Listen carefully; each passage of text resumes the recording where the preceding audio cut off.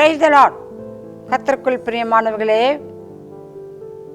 மீண்டும் ஒரு முறை கூட இந்த நிகழ்ச்சி மூலமாய் உங்கள் யாவரையும் சந்திப்பதிலே நான் மிகுந்த மகிழ்ச்சி அடைகிறேன். கர்த்தர் நல்லவர். நமக்கு இம்மட்டுமாய் ஒவ்வொரு நிமிஷமும் நம்மை கண்மணியை போல பாதுகாத்து இந்த உலக வாழ்க்கையிலே நம்மை கரம் பற்றி நடத்தி அவர் கொடுத்த ஒவ்வொரு வாக்குத்தத்தங்களின்படி நம்மை நடத்தி மீண்டும் ஒரு புதிய மாதத்துக்குள்ளாய் ஆண்டவர் நம்மை கொண்டு வந்திருக்கிறார். அந்த ஆண்டவரை கிறிஸ்து நாமத்தினாலே உங்களுக்கு என்னுடைய ஸ்தோத்திரங்களை கூறிக்கொள்ளுகிறேன்.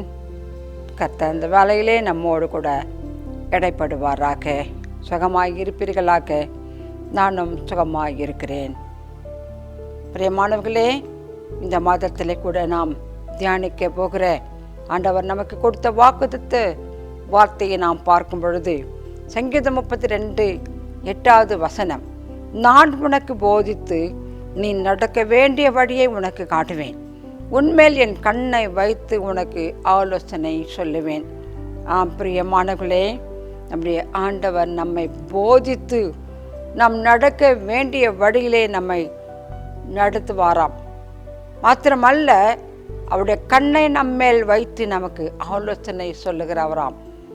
பிரியமானவர்களே, நம்முடைய ஆண்டவர் நம்மை வழி நடத்துகிற தேவனாய் அவர் ஆலோசனை கர்த்தராய் இருக்கிறார். ஏசையா தீர்க்கதரிசி ஆண்டவர் பிறக்கும் முன்னதாகவே அவருடைய நாமத்தை குறித்து சொல்லும் பொழுது அவருடைய நாமம் அதிசயமானவர், ஆலோசனை கர்த்தர் என்று சொல்லி யோபு கூட சொல்லுகிறார், அவர் யோசனையிலே பெரியவர், அவரிடத்திலே புத்தியும் ஆலோசனையும் ஏராளமாய் உண்டு என்று சொல்லி தாவீது சொல்லுகிறார், என் சிறு வயது முதல் உம்மால் போதிக்கப்பட்டேன், இப்போதும் என்னை நீங்கள் நடத்துங்க என்று சொல்லி.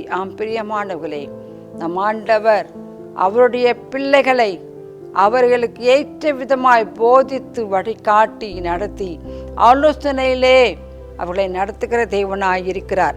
பிரியமானவர்களே, இந்த சங்கீதத்தை நாம் பார்க்கும் பொழுது தாவீதின் சங்கீதம் என்றுதான் அங்கே எழுதப்பட்டிருக்கிறது. ஆனால் இதனுடைய முக்கியத்துவத்தை நாம் பார்க்கும் பொழுது கர்த்தரே இதை பேசி உள்ளார் என்று நாம் நினைக்க முடியும்.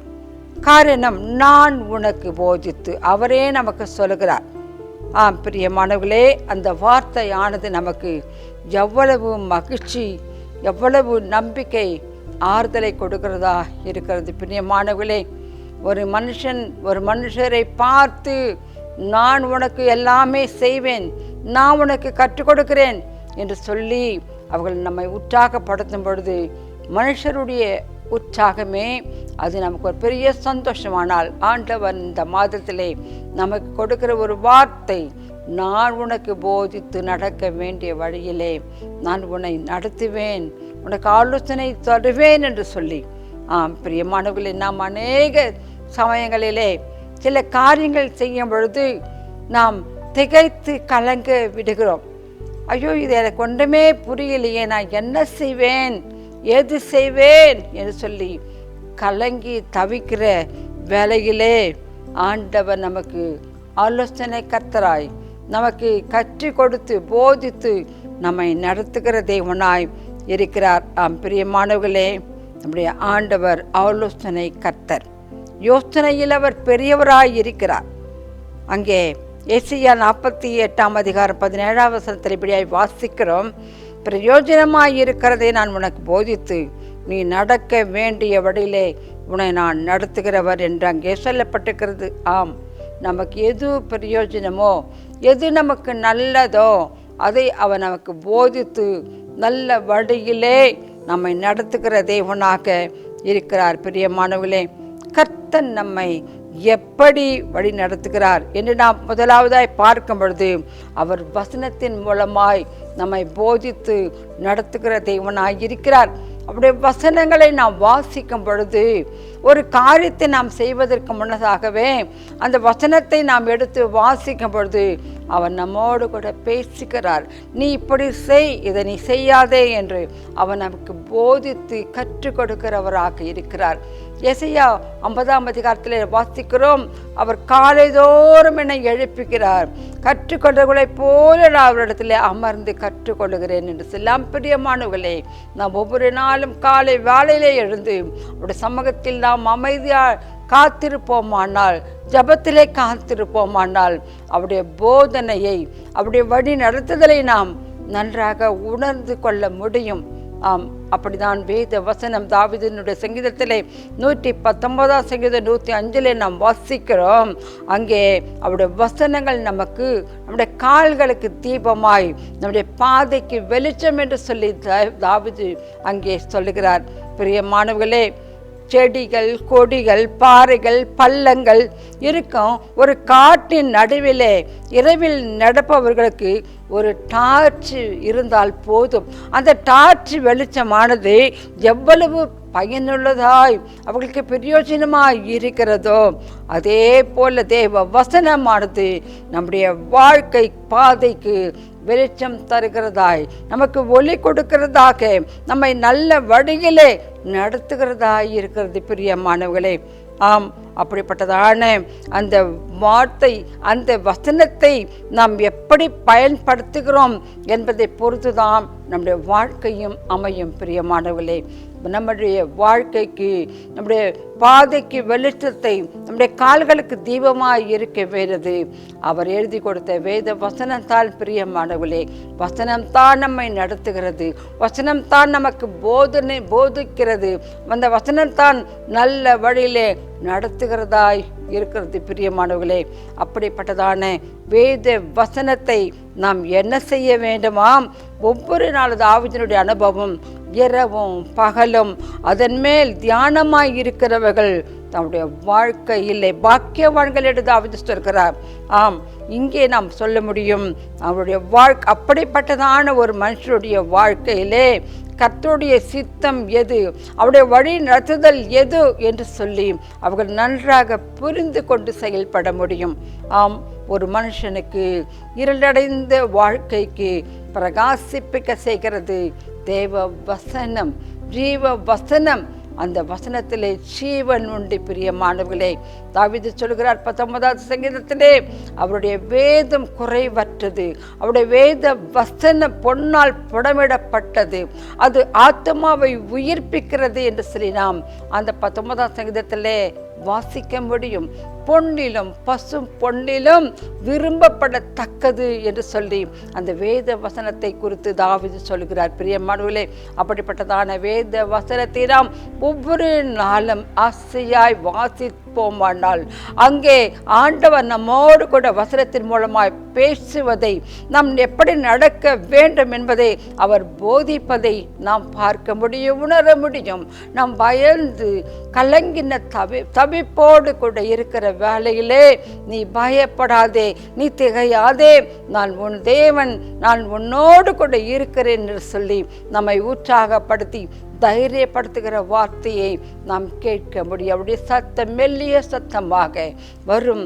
அந்த மெல்லிய சத்தமானது வேதத்தை வாசிக்கும் பொழுது நம்முடைய காதால் கேட்க முடியும், அதை இருதயத்திலே உணர முடியும். பிரியமானவர்களே, ஆகவேதான் நம்முடைய உள்ளம் கலங்கின வேளையிலே உங்கள் இருதயம் கலங்காது இருப்பதாக இடத்திலே விசுவாசமாயிருங்கள் என்று சொல்லி, ஆம், அவர் போதனை போதித்து நம்மை நடத்துகிற தேவனாய் இருக்கிறார். பிரியமானவர்களே, எப்படிப்பட்டதான சூழ்நிலைகள் நம் வாழ்க்கையிலே வரும் பொழுது கூட நாம் வேத வசனத்தை நாம் படித்து அவருடைய போதனையின் கேட்டு அவர் காட்டுகிற வழியிலே நாம் நடப்போமானால் நம் கால் இடறுவது கிடையாது, நம்முடைய பாதையிலே எந்த தீமையும் வரப்போவது கிடையாது. பிரியமானவர்களே, அப்படியாக அவர் முதலாவது நம்மை நடத்துகிறது வேத வசனத்தை கொண்டு அவர் நமக்கு போதிக்கிறார். அங்கே நீதிமொழிகள் 6ஆம் அதிகாரத்தில் 23வது வசனத்தில் எப்படியாய் வாசிக்கிறோம், கட்டளையே விளக்கு, வேதமே வெளிச்சம்,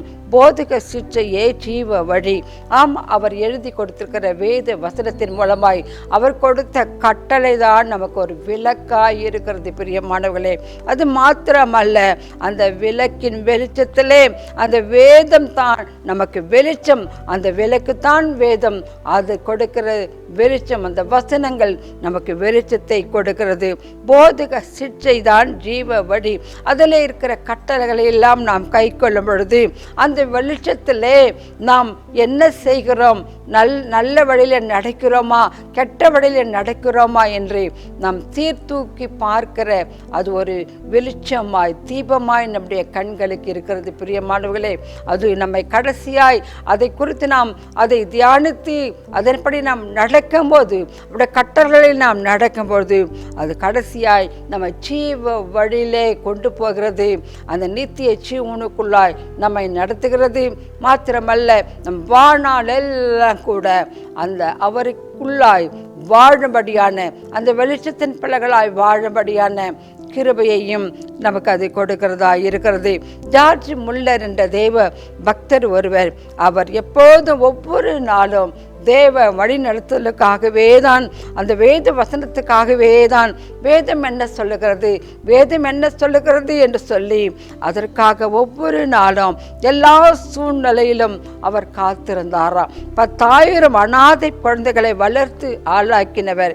எந்த மனுஷனிடத்திலும் எந்த உதவிக்கோ அவர் கை நீட்டாதபடி ஒவ்வொரு நாளும் முழங்காலிலே நின்றவாறு வேதத்திலே கர்த்தருடைய ஆலோசனையை அவர் தேடினார் என்று சொல்லி நாம் அவரை குறித்து நாம் வாசிக்கிறோம். பிரியமானவர்களே, ஜார்ஜ் முல்லர் மாத்திரமல்ல, நீங்களும் நான் கூட ஒவ்வொரு நாளுக்கான காரியங்களை அவருடைய சமூகத்திலே முழங்கால் படியிட்டு நாம் அவரை நோக்கி நாம் பார்க்கும்போது, அவருடைய வழிநடத்தலுக்காக நாம் காத்திருக்கும் போது அவருடைய போதனையை நாம் கேட்க முடியும், புரிந்து கொள்ள முடியும்.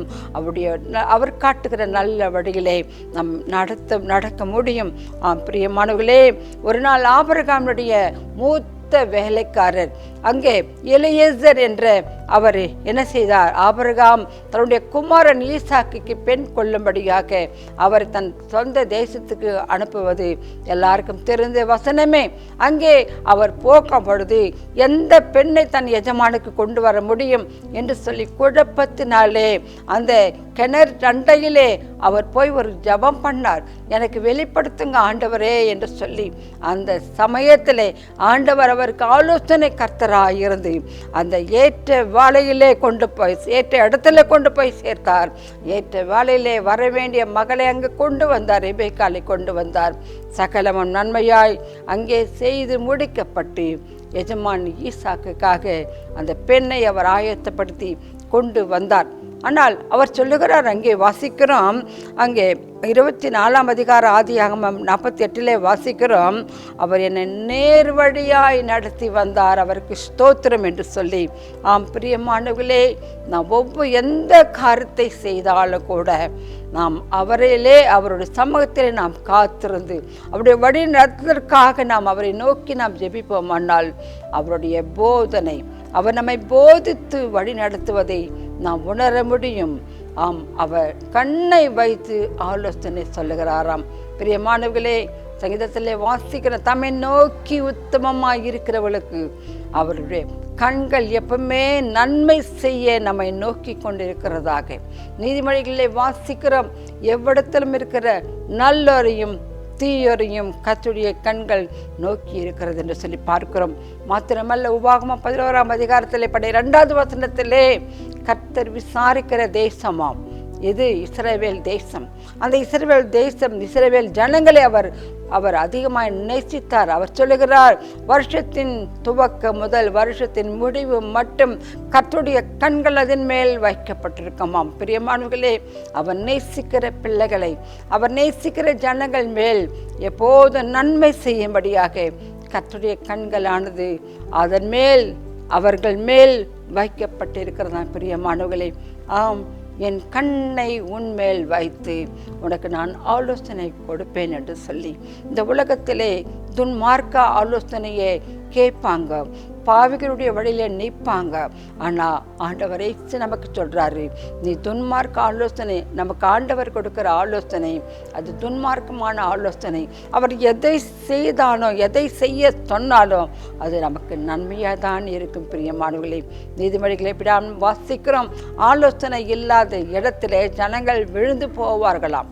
ஆனால் அநேக ஆலோசனைக்காரர்கள் உண்டானால் அங்கே சுகம் உண்டாகுமாம்.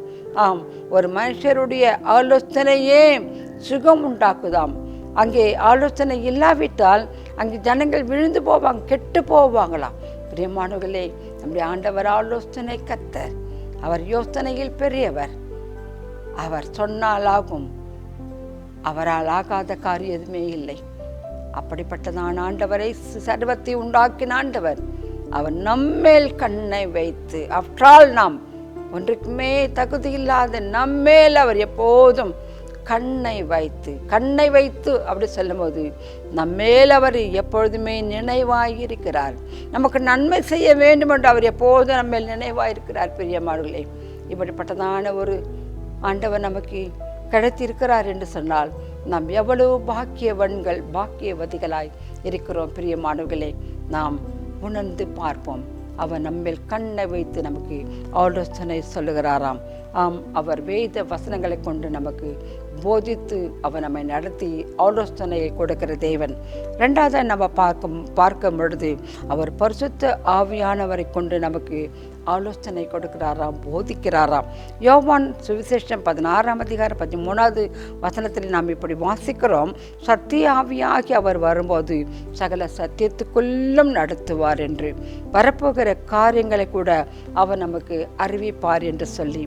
ஆம் பிரியமானவர்களே, ஆண்டவர் இயேசு கிறிஸ்து அவர் வசனமாய் வார்த்தையாய் இருக்கிறார். அடுத்தபடியாக தேற்றரவாளனாய் பரிசுத்த ஆவியானவராய் ஆண்டவர் நமக்கு இயேசு கிறிஸ்து போன பிறகு சத்திய ஆவியானவரை அனுப்பி இந்த உலகத்துக்கு நம்மை அவர் விசுவாசத்தில் பலப்படுத்துகிற தேவனா சகல சத்தியத்துக்குள்ளும் அவர் நம்மை நடத்துகிறாராம். அதே யோவான் 14:26 என் நாமத்தினாலே பிதா அனுப்ப போகிற பரிசுத்த ஆவியாக தேற்றரவாளனே எல்லாவற்றையும் உங்களுக்கு போதித்து உங்களை நல்ல வழியிலே நடத்துவார் என்று சொல்லி. ஆம் பிரியமானவர்களே, 16ஆம் அதிகாரம் 8வது வசனத்திலே பரிசுத்த ஆவியானவர் பாவத்தை குறித்து நீதியை குறித்து நமக்கு கண்டித்து உணர்த்தி நமக்கு போதித்து நடத்துகிறவராய் இருக்கிறார். பிரியமானவர்களே, ஆம், பரிசுத்த ஆவியானவர் நம்மை நடத்துவாரானால் அது எவ்வளவு பெரிய ஆசீர்வாதம். பிரியமானவர்களே, அவர் நம்மை எது செய்ய வேண்டாம் எது செய்ய வேண்டும் என்று அவர் நம்மை நடத்துகிற தேவனாய் இருக்கிறார். அதுதான் தாவீது சொல்கிறார் 143வது சங்கீதத்திலே, நான் உமக்கு பிரியமானதை செய்ய எனக்கு கற்றுத்தாரு, எனக்கு போதியும். அதாவது நல்ல ஆவி செம்மையான வழியிலே என்னை நடத்தும். ஆம் பிரியமானவர்களே, பரிசுத்த ஆவியானவர் நம்மை நடத்தும் பொழுது அவர் நம்மை செம்மையான வழியிலே நம்மை நடத்துகிற தேவனாய் இருக்கிறார். பிரியமானவர்களே, அவர் நமக்கு கற்றுக் கொடுக்கிற தேவனாய் இருக்கிறார். பிரியமானவர்களே, ஜீவ மார்க்கத்தை நமக்கு போதித்து நித்திய ஜீவனுக்குள்ளாய் நம்மை நடத்துகிற தேவனாய் இருக்கிறார். பிரியமானவர்களே, ஆம், அவருடைய ஆலோசனையை பெற காலையிலே ஒவ்வொரு நாளும் காலையிலே நாம் அவருடைய சமூகத்துக்கு வந்து காத்திருப்போமானால் அவர் நம்மை நடக்க வேண்டிய வழியை போதித்து நமக்கு கற்றுத்தந்து அவர் நம்மேல் கண்ணை வைத்து அவர் ஆலோசனை சொல்லுகிற தேவனாய் இருக்கிறார். பிரியமானவர்களே, இந்த மாதமெல்லாம் அவருடைய போதனையை நாம் கேட்போம். அவர் சொல்லிக் கொடுக்கிற ஆலோசனைப்படி நாம் நடப்போம். அப்படியாய் கர்த்தர் நம்மை நடத்தி நம்மை தேற்றுவாராக. நாம் ஜெபிப்போம்.